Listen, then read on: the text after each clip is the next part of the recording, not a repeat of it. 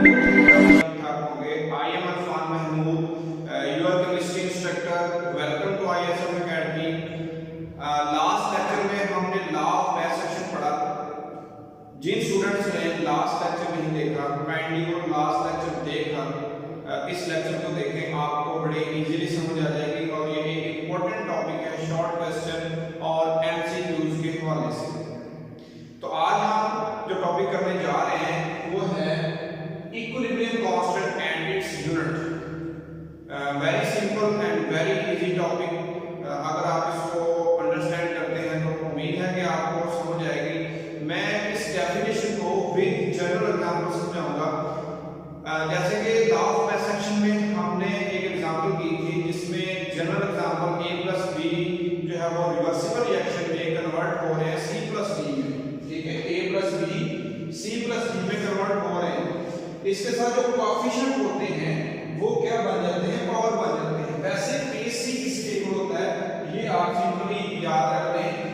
kc होता है product, कोई भी रिएक्शन है प्रोडक्ट और रिएक्शन के साथ उसके जो कोएफिशिएंट है, ये हम केमिस्ट्री में मोल्स बोलते हैं, तो यानी नंबर ऑफ मोल्स, वो उसकी पावर बन जाएंगे। ठीक है, प्रोडक्ट ओवर रिएक्टेंट और raise to power of coefficient, के जो भी कोएफिशिएंट होंगे, जैसे यहां केस इस केस में a है, इस केस में b है, c है, d है, तो वो उसकी पावर बन जाएंगे। इसको समझना जरूरी है डेफिनेशन को समझने के लिए। तो आपके पास यहां पे प्रोडक्ट c और d, c एंड d, ये स्क्वायर ब्रैकेट्स हैं, ये शो कर रही है इसको कंसंट्रेशन। ठीक है, कि यहां पे c की कंसंट्रेशन, अगर इसके अंदर c लिखता हूं इसका मतलब है ये c की कंसंट्रेशन, d लिखता हूं इसका मतलब c की कंसंट्रेशन। और कंसंट्रेशन का यूनिट जो है हमने लास्ट लेक्चर में पढ़ा, यूनिट ऑफ कंसंट्रेशन, तो वो होता है मोल पर dm³। तो कंसंट्रेशन को हम स्क्वायर ब्रैकेट से नोट करते हैं। तो यहां पे ये प्रोडक्ट है c और d, c and d product, दोनों प्रोडक्ट है और इनके जो कोएफिशिएंट है, c का कोएफिशिएंट c उसकी पावर बन गया, d का कोएफिशिएंट d उसकी पावर बन गया। इसी तरह से a का कोएफिशिएंट a स्मॉल a उसकी पावर बन गया, b का कोएफिशिएंट स्मॉल b को इसका जो है वो इसकी पावर बन गया। ये जनरल रिएक्शन है, केमिकल रिएक्शन हो तब भी ऐसे ही करते हैं। अब इसकी डेफिनेशन को मैं आपसे समझना, दो लफ्ज यहां पे यूज हो रहे हैं, दो तरह से प्रोडक्ट एक लफ्ज है, ये दो तरह से यूज हो रहा है इस डेफिनेशन में। अब प्रोडक्ट हम मल्टीप्लाई को कहते हैं। ठीक है, एक प्रोडक्ट मल्टीप्लाई के लिए यूज होगा डेफिनेशन में, और दूसरा प्रोडक्ट ये तो हम इसमें इसको रिएक्टेंट कहते हैं रिएक्शन के अंदर, और इनको प्रोडक्ट कहते हैं केमिस्ट्री में। ये एक लफ्ज प्रोडक्ट यूज होगा कि ये दोनों का प्रोडक्ट, किसका प्रोडक्ट का प्रोडक्ट। इसी तरीके से रिएक्टेंट्स का भी प्रोडक्ट होगा। तो डेफिनेशन क्या है, Kc इज अ रेशो।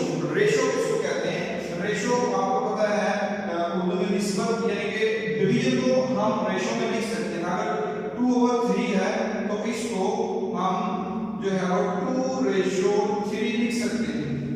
ठीक है, इसको मैं बोल सकता हूं इट इज द रेशो 2 यानी 2 to 3। ठीक है, 2:3 उर्दू में, तो इसको मैं रेशो कह सकता हूं। तो ये Kc एक रेशो है यानी ओवर में है, तकसीम है। ठीक है, Kc is the ratio of product. अब यहां पे लफ्ज है प्रोडक्ट, ये प्रोडक्ट है a c और d का प्रोडक्ट यानी कि इन दोनों का मल्टीप्लाई। इस केस में प्रोडक्ट क्या होगा, हाइड्रोजन और आयोडीन का मल्टीप्लाई। इस केस में होगा जो इसमें जो प्रोडक्ट है AgH, तो ये इसी का इसके साथ अगर एक और प्रोडक्ट आता है तो इसको हम प्रोडक्ट लिखेंगे यानी मल्टीप्लाई लिखेंगे। ठीक है, अगर नहीं आता तो हम नहीं लिखेंगे। तो डेफिनेशन है Kc is the ratio of product of concentration. Product हम यहां पे यूज कर रहे हैं लफ्ज इन दोनों का प्रोडक्ट, इन दोनों का जर of the concentration of product. अब ये जो प्रोडक्ट है ये हम इस्तेमाल कर रहे हैं, ये वाला प्रोडक्ट C एंड D। ठीक है, raise to power of coefficient, इनके कोएफिशिएंट इनकी क्या बन जाएगी, पावर बन जाएगी। यानी कि product of concentration of product, ये प्रोडक्ट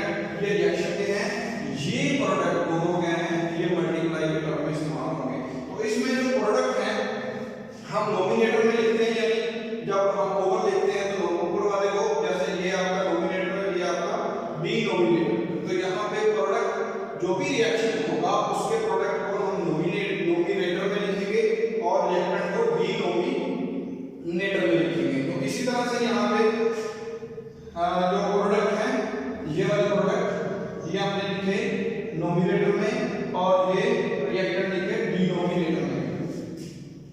ठीक है, तो ये जनरल एग्जांपल है। एक यहाँ पे एमसीक्यू याद रखना है कि जो वैल्यू ऑफ केसी है, केसी की जो वैल्यू है वो सिर्फ डिपेंड करती है टेंपरेचर पर।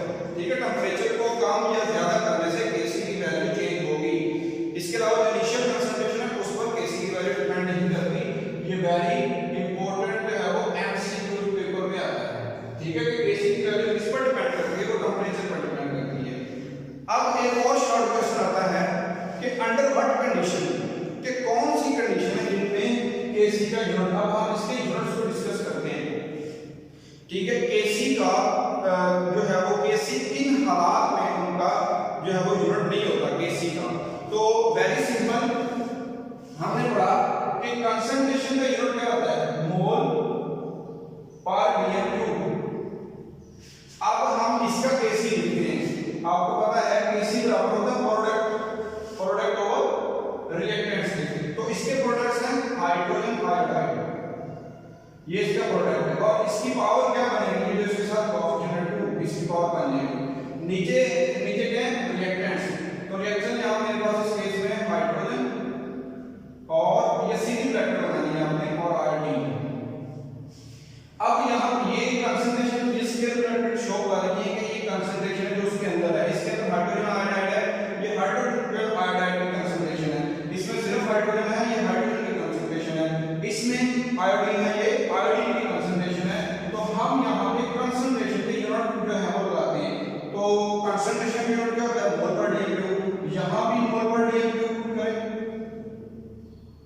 ठीक है, नीचे इसकी जगह पे भी, अब ये स्क्वायर है, इसका स्क्वायर आ जाएगा नीचे भी मोल पर डीएम क्यूब नाइट्रोजन की जगह पे, इसी तरह से आयोडीन की जगह पे मोल पर डीएम क्यूब। ठीक है, तो अब देखें ऊपर कितने मोल पर डीएम क्यूब है, 2 है, नीचे कितने हैं, एक ये और एक ये। तो ये कैंसिल हो जाएंगे, एक इससे कैंसिल हो गया, दूसरा इससे कैंसिल हो गया, तो केसी का यूनिट क्या आ जाएगा, नो यूनिट, कुछ नहीं बचा, केसी का यूनिट नहीं होगा। अब हम इसको डिफाइन कैसे करेंगे, देखिए इस इधर हाइड्रोजन के नंबर मोल, इधर रिएक्टेंट के नंबर मोल कितने हैं, एक हाइड्रोजन का और एक आयोडीन का, 1 + 1 यहां टोटल 2 है। इधर कितने हैं, हाइड्रोजन का के इधर भी 2 है। जब number of mole of reactant equal आ जाए number of mole of product के, then KC has no unit. ठीक है, केसी का यूनिट कब नहीं होगा, जब number of mole of reactant is equal to the number of mole of product, then KC has no unit. तो इस केस में दो ही इसके रिएक्टेंट के नंबर मोल हैं, दो ही प्रोडक्ट के हैं, इस केस में इसका यूनिट नहीं होगा। अब हम इसके नेक्स्ट रिएक्शन अमोनिया की फॉर्मेशन में देखते हैं। देखिए इसमें 3 + 1 मोल जो नाइट्रोजन का, यहाँ 4 मोल है इस तरफ और इधर 2 मोल है, ये दोनों इक्वल नहीं है, इसका मतलब इसका कोई ना कोई यूनिट होगा। तो डायरेक्टली हम कंसंट्रेशन का यूनिट क्या होता है, मोल पर डीएम क्यूब।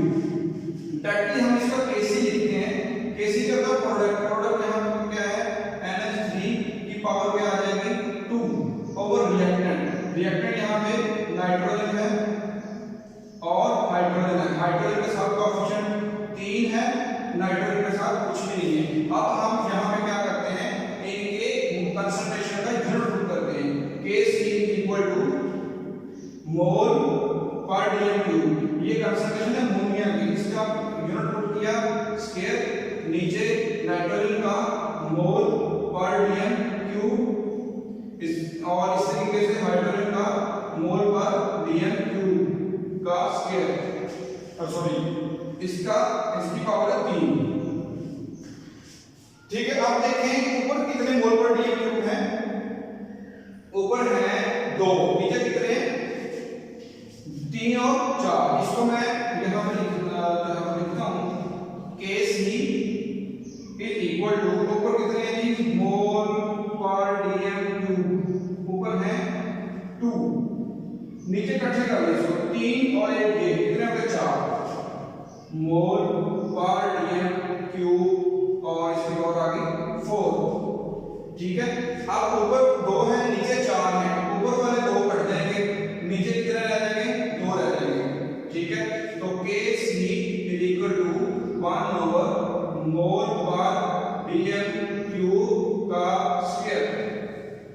ठीक है, अब ये स्क्वायर अंदर मल्टीप्लाई हो जाएगा, यानी मोल की पावर 1 है तो इस Kc is equal to 1 over mole ये 2 पावर से मल्टीप्लाई हो जाएगा, मोल 1 है 1 ओवर 2 और 3 ओवर 6 डीएम -6 आ जाएगा।